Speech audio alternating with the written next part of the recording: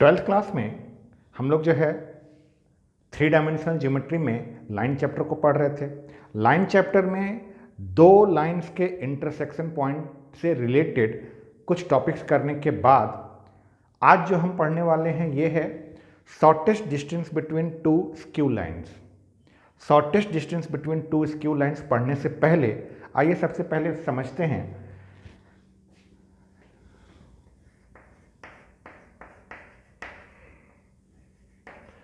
Coplanar lines. Coplanar lines को हिंदी में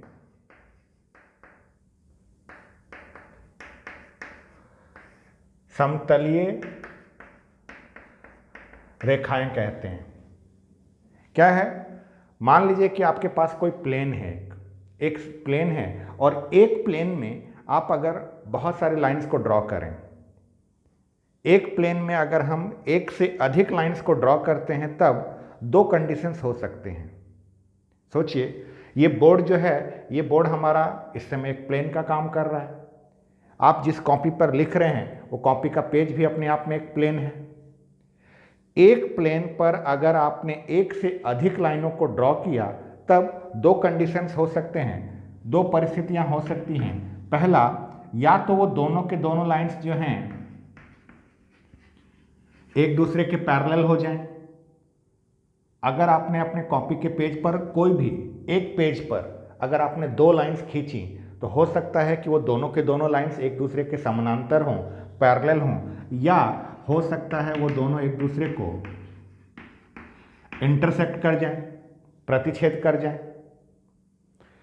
एक प्लेन में अगर हमने दो लाइंस खींची तो वो दोनों लाइंस या तो एक दूसरे के पैरेलल हो सकती हैं या एक दूसरे को इंटरसेक्ट कर सकती हैं। अब कोप्लेनर लाइंस का मतलब होता है कि एक ही प्लेन में खींची गई लाइंस, ऐसे लाइंस जिसे हम सिर्फ एक प्लेन में खींच पा रहे हों। एक ही प्लेन में अगर हमने बहुत सारी लाइंस को खींची हैं तो वो हमारे कोप्लेनर लाइंस समतलीय रेखाएं कहलाती हैं। अब अगर हमारी लाइंस कोप्लेनर हैं तो वो लाइंस या तो एक दूसरे के पैरेलल हो सकती हैं या एक दूसरे को इंटरसेक्ट कर सकती हैं। अब बात करते हैं, कुछ लाइनें ऐसी भी होती हैं जो ना तो कभी एक दूसरे के पैरेलल हो पाती हैं और ना ही कभी एक दूसरे को इंटरसेक्ट कर पाती हैं। आप सोच रहे होंगे ऐसा कैसे? अगर हमने दो लाइन को खींचा तो दो लाइन या तो एक दूसरे के पैरेलल हो सकता है या एक दूसरे को इंटरसेक्ट कर सकता है। ऐसा कैसे होगा कि हमने दो लाइनें खींची और दोनों लाइनें ना तो एक दूसरे के पैरेलल हों और ना ही एक दूसरे को इंटरसेक्ट करें? तो ऐसा इसलिए संभव होता है या ऐसा उस जगह पे संभव हो पाता है जहां पर हमने दो लाइंस को खींची है वो दोनों की दोनों लाइंस दो अलग अलग प्लेन में हों, दो अलग अलग प्लेन्स में हों। अगर दो अलग अलग प्लेन्स में हमने लाइन को खींची तो हो सकता है कि वो दोनों लाइन ना तो एक दूसरे के पैरेलल हों और ना ही एक दूसरे को कभी इंटरसेक्ट करें। तो ऐसे लाइंस को हम लोग स्क्यू लाइंस कहते हैं।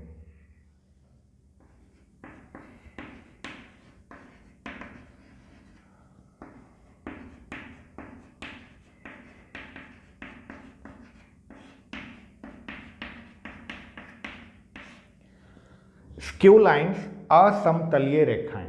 असमतलीय रेखाएं का मतलब यह है कि एक प्लेन से अधिक प्लेन्स में हमने लाइन खींची है। एक प्लेन से अधिक प्लेन का मतलब, जैसे मान लीजिए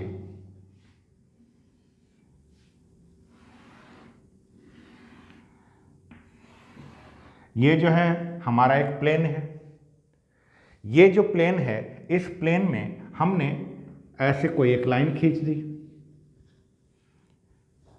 अब हमने यहां पर एक और प्लेन ले लिया।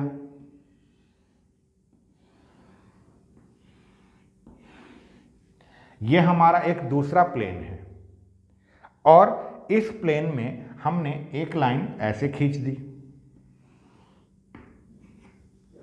ये लाइन हमने ऐसे खींची थी, ये लाइन हमने ऐसे खींच दी। अब चूंकि ये दोनों के दोनों प्लेन्स आपको इसी बोर्ड पर दिख रहे हैं इसलिए आपको ऐसा लग रहा होगा कि अगर इन लाइंस को मैं किधर बढ़ाऊं तो ये एक दूसरे को जाकर इंटरसेक्ट कर देंगी। ऐसा नहीं है। आप समझने का प्रयास कीजिए। आप जैसे समझिए मान लीजिए ये हमारा जो कॉपी का पेज है, ये पेज हमारा एक प्लेन है। अब ये अगर एक प्लेन है तो मान लीजिए कि एक प्लेन ये हमारा यहाँ पर है। अब इस प्लेन में मैंने इसके ऊपर, इस कॉपी के ऊपर एक लाइन खींची। अगर मैंने इस प्लेन को जरा ऐसे रखा है, ऐसे सोचिए, लाइन जो है वो यहाँ से ऊपर की तरफ जा रही होगी और ये प्लेन बहुत लंबा है, मतलब ये पेपर जो है बहुत लंबा हो, यहाँ से लेकर ऐसे ऊपर की तरफ जा रहा हो।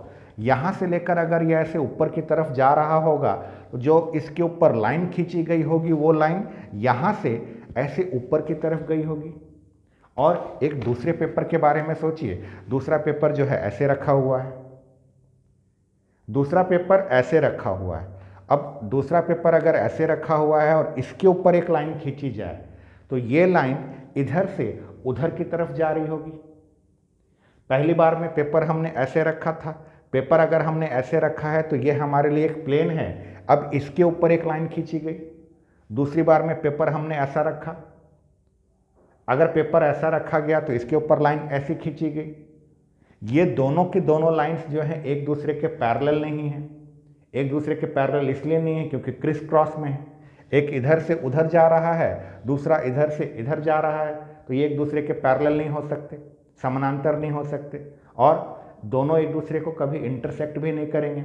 दोनों एक दूसरे को इंटरसेक्ट क्यों नहीं करेंगे? क्योंकि एक ऊपर की तरफ था और एक इधर से इधर की तरफ था। तो इस तरह से ये हमारे दो प्लेन्स हैं। एक प्लेन पर लाइन हमारा ऐसे जा रहा है, दूसरे प्लेन पर लाइन हमारा ऐसे जा रहा है। दो अलग अलग प्लेन्स में अगर हमने लाइंस खींची तो ये संभावना होती है कि वो दोनों के दोनों लाइंस एक दूसरे के ना तो पैरेलल हो सके और ना ही एक दूसरे को कभी इंटरसेक्ट कर सके। तो ऐसे लाइंस को हम स्क्यू लाइंस कहते हैं। ऐसी रेखाओं को हम असमतलीय रेखाएं कहते हैं। और आज का जो हमारा टॉपिक है ये है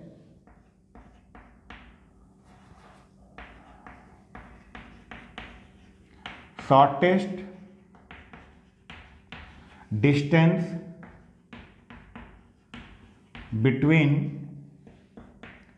to skew lines. Shortest distance between two skew lines, दो असमतलीय रेखाओं के बीच की न्यूनतम दूरी।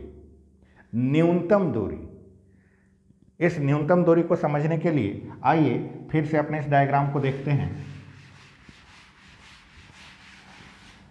चूंकि हमने स्क्यू लाइंस ली हैं तो स्क्यू लाइंस कैसी होंगी? स्क्यू लाइंस दो अलग अलग प्लेन्स में होंगी। हम यहाँ पर दो अलग अलग लाइंस को ले लेते हैं। मान लीजिए एक लाइन ये है और एक लाइन ये है।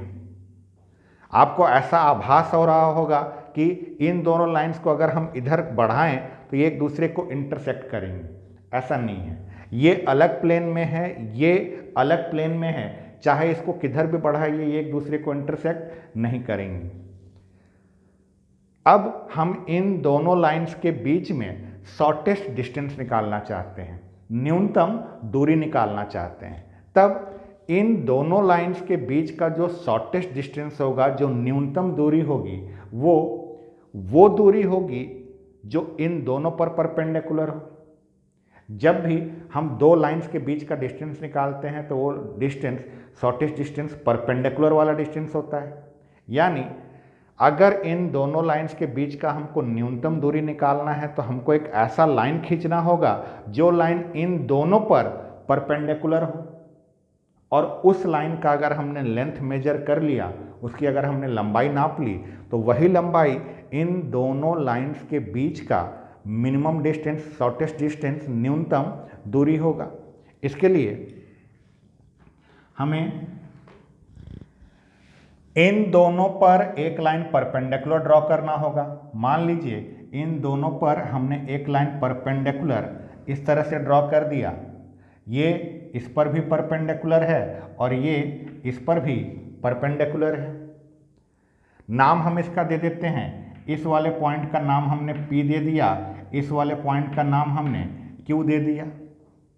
अब हमें इन दोनों लाइंस चलिए इस लाइन का नाम हम L1 दे देते हैं, इस लाइन का नाम हम L2 दे देते हैं। अब हमें इन दोनों लाइंस के बीच का शॉर्टेस्ट डिस्टेंस निकालना है। शॉर्टेस्ट डिस्टेंस, न्यूनतम दूरी, वो लाइन होगा जो इन दोनों पर परपेंडिकुलर हो, यानी मुझे P से लेकर Q तक की दूरी को निकालना है।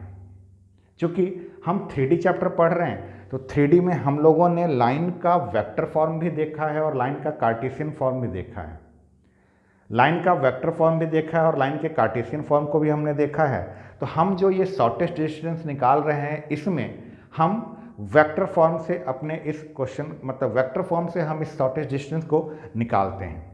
क्या है, वेक्टर फॉर्म कार्टेशियन फॉर्म के रिस्पेक्ट में थोड़ा इजीली समझ में आता है, आसानी से समझ में आता है। ऐसा नहीं कि कार्टेशियन फॉर्म नहीं समझ में आता है, कार्टेशियन फॉर्म भी समझ में आता है, लेकिन वेक्टर फॉर्म से हम चीज़ों को बड़े आराम से, बड़े आसानी से समझ सकते हैं। और एक बार अगर वेक्टर फॉर्म समझ में आ गया तो उस वेक्टर फॉर्म से उसे हम कार्टेशियन फॉर्म में कन्वर्ट कर सकते हैं। तो इस वेक्टर फॉर्म के लिए हमें इन दोनों लाइंस का जो इक्वेशन होगा वो वेक्टर फॉर्म में लेना होगा। अब सोचिए, L1 और L2 जो दो हमारे लाइंस हैं, इन दोनों लाइंस का इक्वेशन हमें वेक्टर फॉर्म में चाहिए।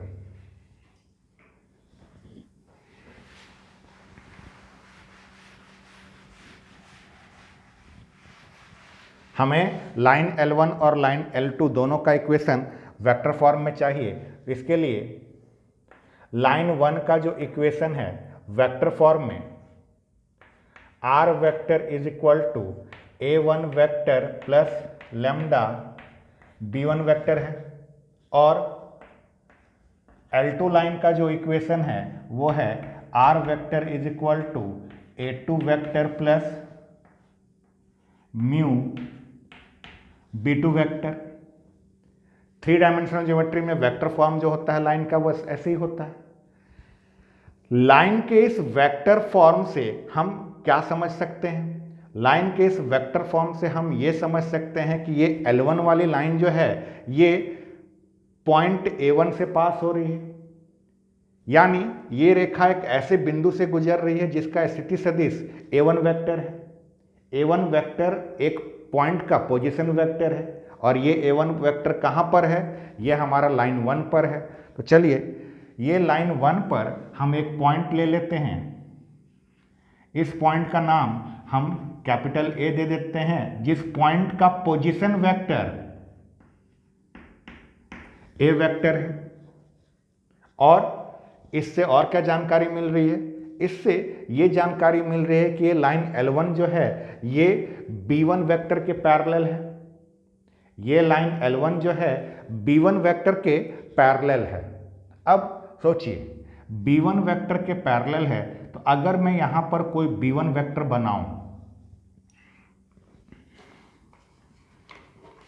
मैं यहां पर अगर एक B1 वेक्टर बनाता हूं तो B1 वेक्टर जो होगा वो इस लाइन के पैरेलल होगा। समझने के लिए मान लीजिए कि ये हमारा B1 वेक्टर है, ये B1 वेक्टर जो है इस लाइन के पैरेलल है। ठीक इसी तरह इस दूसरे वाले लाइन से हमें क्या पता चल रहा है? इस दूसरे वाले लाइन से हमें ये पता चल रहा है कि ये दूसरा वाला जो लाइन है ये एक ऐसे पॉइंट से पास हो रहा है जिसका पोजीशन वेक्टर, जिसका स्थिति सदिश A2 है। तो यहाँ पर हम एक पॉइंट ले लेते हैं। यहाँ पर हमने एक पॉइंट ले लिया जिसका नाम हमने B दे दिया, और ये B पॉइंट का पोजीशन वेक्टर जो है ये A2 वेक्टर है, और साथ में ये L2 वाली लाइन जो है, ये L2 वाली लाइन जो है B2 वेक्टर के पैरेलल है या B2 वेक्टर के डायरेक्शन में है। तो चलिए हम एक यहाँ पर भी लाइन ले लेते हैं, इसे हम B2 वेक्टर बोल देते हैं। ये लाइन L2 जो है हमारे इस B2 वेक्टर के पैरेलल है। अब सोचिए, ये लाइन B1 के पैरेलल है, तो ये वाली लाइन अगर इस पर परपेंडिकुलर है तो ये वाली लाइन इस पर भी परपेंडिकुलर होगी। ठीक उसी तरह से ये वाली लाइन जो है ये अगर इस पर परपेंडिकुलर है तो ये लाइन इसके पैरेलल होने के कारण ये वाली लाइन इस पर भी परपेंडिकुलर होगी। यहां तक की चीजों को समझ में आ गया। यहां तक की चीजों को समझने के बाद अब सोचिए, अगर इस पॉइंट और इस पॉइंट को मिलाकर मैं एक वेक्टर जनरेट करूं तो ये वेक्टर कुछ इस तरह से दिखेगा हमें। ए से लेकर बी तक, ए से लेकर बी तक, ये जो है हमारा एक लाइन है। अब जरा सोच के देखिए, इन दोनों लाइंस के बीच का अगर हम डिस्टेंस निकालने वाले हैं तो ये डिस्टेंस और कुछ नहीं, आपके इस ए बी लाइन का इस पी क्यू लाइन के ऊपर जो प्रोजेक्शन होगा वही है। क्या बात हो रही है? इस ए बी लाइन का इस पी क्यू के ऊपर जो प्रोजेक्शन होगा, सोचिए अगर आप यहां पर खड़े होकर इधर से अगर टॉर्च जलाएं, इधर से लाइट दें, मान लीजिए कि ए बी जो है एक रॉड है और इस रॉड का ये रॉड है और इधर से आप लाइट जला रहे हैं, तो इस रॉड की परछाई जो है वो इस पी क्यू पर आकर गिरेगी। इस ए बी की परछाई इस पी क्यू पर आएगी और जितना पी क्यू पर इसका परछाई आएगा वही उसका एक्चुअल लेंथ होगा। P से लेकर Q के ऊपर जो इसकी परछाई बनेगी वही पी क्यू का लेंथ कहलाएगा। तो इसी को कहा जाता है projection of A B on P Q. रेखा ए बी का प्रक्षेप पी क्यू पर, और यही इसके इन दोनों लाइंस के बीच का जो शॉर्टेस्ट डिस्टेंस यानी P से लेकर Q तक की दूरी है वो और कुछ नहीं, इस लाइन का इसके ऊपर जो प्रोजेक्शन होगा वो है। यानी हम इसको कह सकते हैं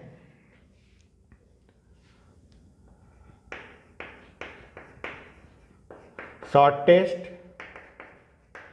distance between lines L1 and L2 is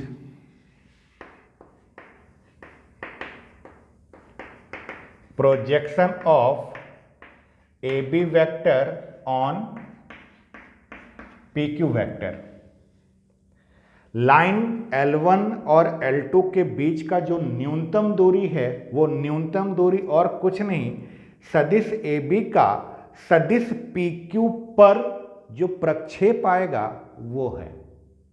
यहां पर बड़े ध्यान से समझना है आपको। वेक्टर चैप्टर में हम लोगों ने ये प्रोजेक्शन वर्ड देखा था।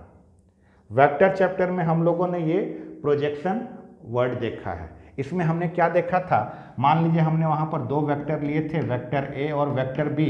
अब वेक्टर ए और वेक्टर बी में अगर हम प्रोजेक्शन निकालने वाले हैं तो सबसे पहले आता था कि किसका प्रोजेक्शन है और किसके ऊपर है। पहला किसका प्रोजेक्शन और किसके ऊपर, तो होता था projection of vector A on vector B.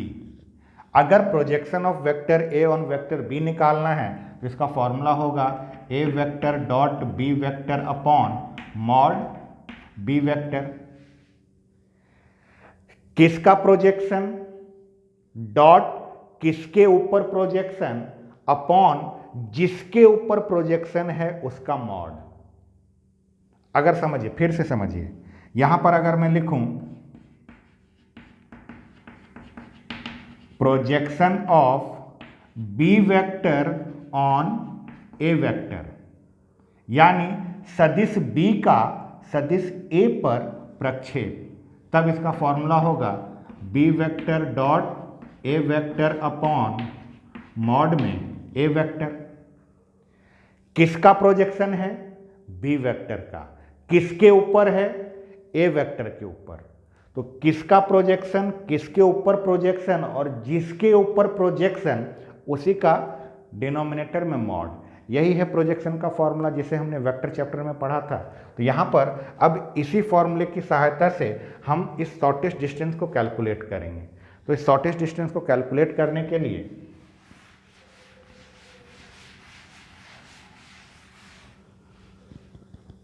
समझिए, शॉर्टेस्ट डिस्टेंस जो होगा वो लाइन ए बी का पी क्यू के ऊपर प्रोजेक्शन है। शॉर्टेस्ट डिस्टेंस को हम शॉर्ट फॉर्म में एस डी बोलेंगे। शॉर्टेस्ट डिस्टेंस, न्यूनतम दूरी को हम शॉर्ट फॉर्म में एस डॉट डी बोलेंगे तो यहाँ पर किसका प्रोजेक्शन है, किसका प्रोजेक्शन में आपका जवाब मिलेगा कि ए बी लाइन का प्रोजेक्शन है।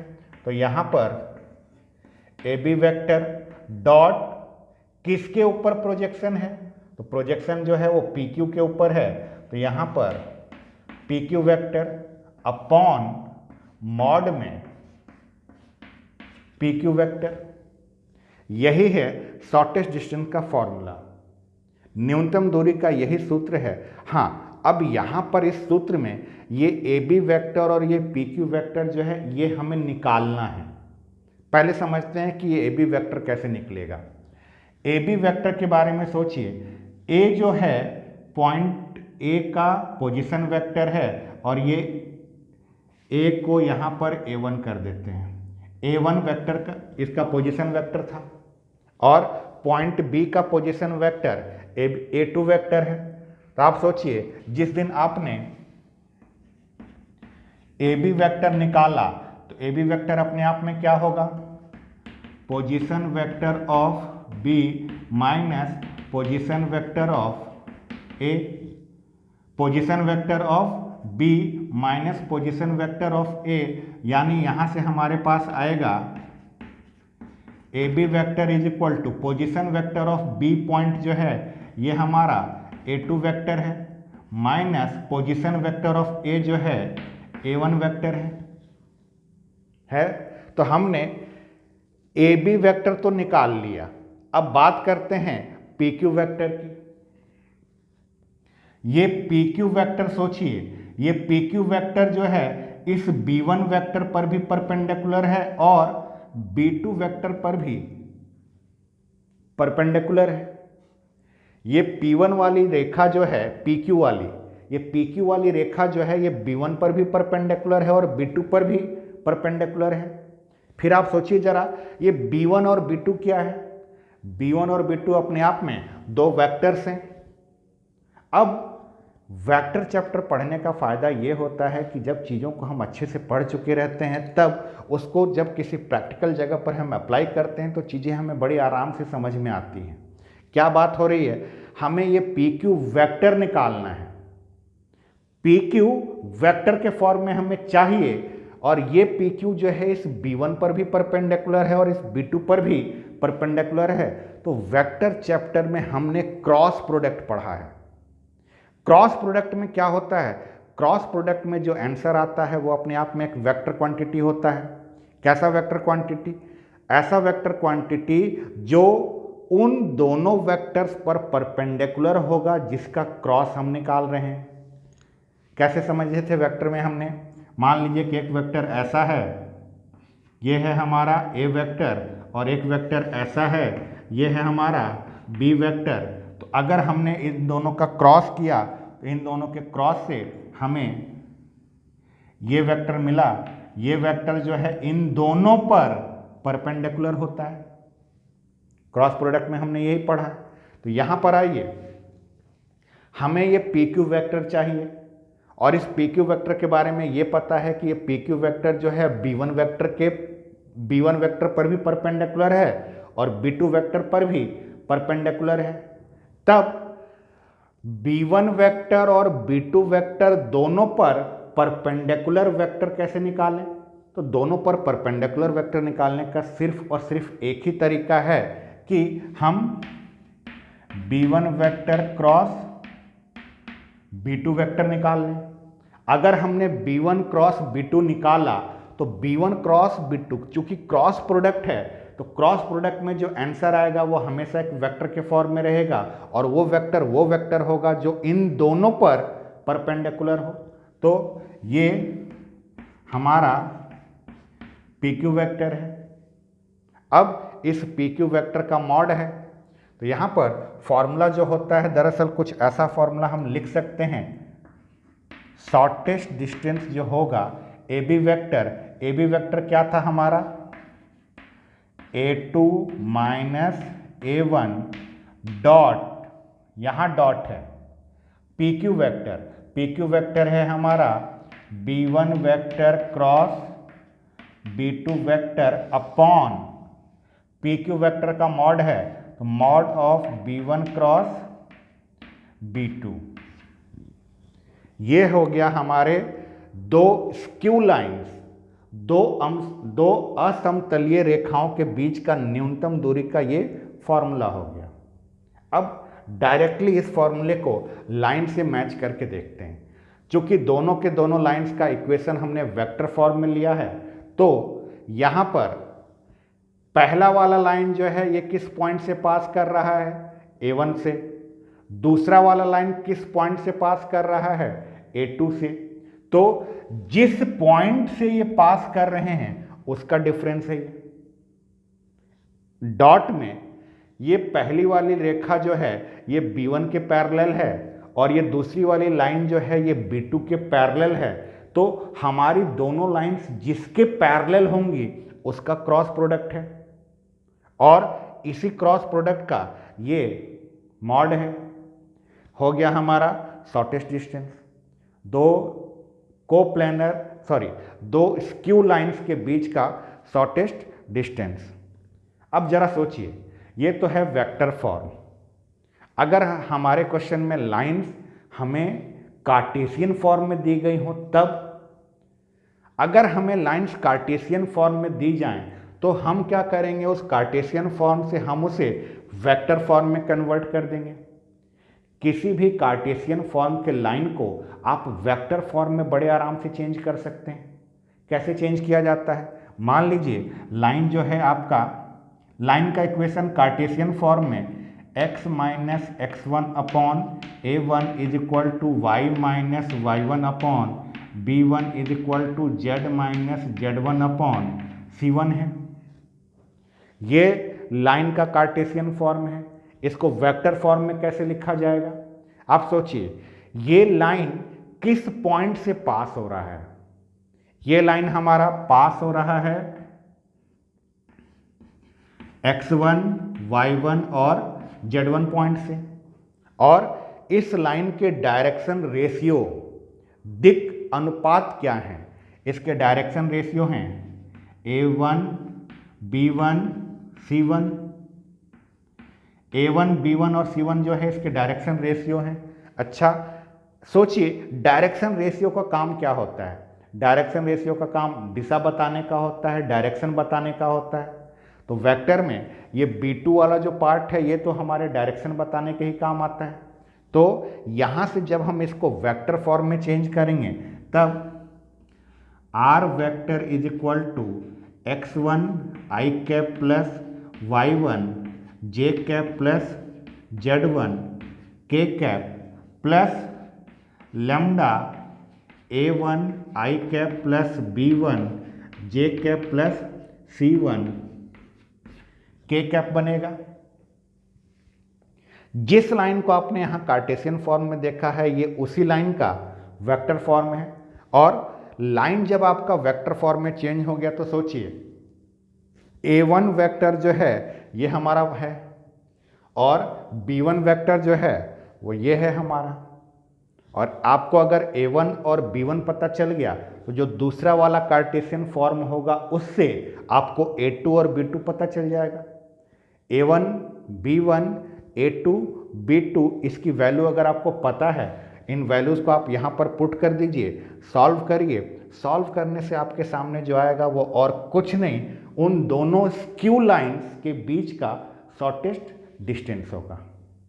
यहाँ पर लाइन को हमने वेक्टर फॉर्म में रखते हुए उसके फॉर्मूले को डिराइव किया, और अगर हमारे क्वेश्चन में कार्टेशियन फॉर्म भी रहता है लाइन का तो उस कार्टेशियन फॉर्म को पहले वेक्टर फॉर्म में चेंज कर लेना है, और वेक्टर फॉर्म में चेंज करने के बाद शॉर्टेस्ट डिस्टेंस के इस फॉर्मूले से हम उन दोनों स्क्यू लाइंस, दोनों असमतलीय रेखाओं के बीच की दूरी निकाल लेंगे।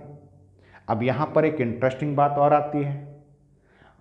मान लीजिए कि अगर ये दोनों के दोनों लाइंस हमारी L1 और L2 जो दोनों के दोनों लाइंस है अगर एक दूसरे को इंटरसेक्ट कर गई, तब सोचिए दो लाइन अगर एक दूसरे को इंटरसेक्ट कर गई तो दोनों के बीच का शॉर्टेस्ट डिस्टेंस 0 हो जाएगा।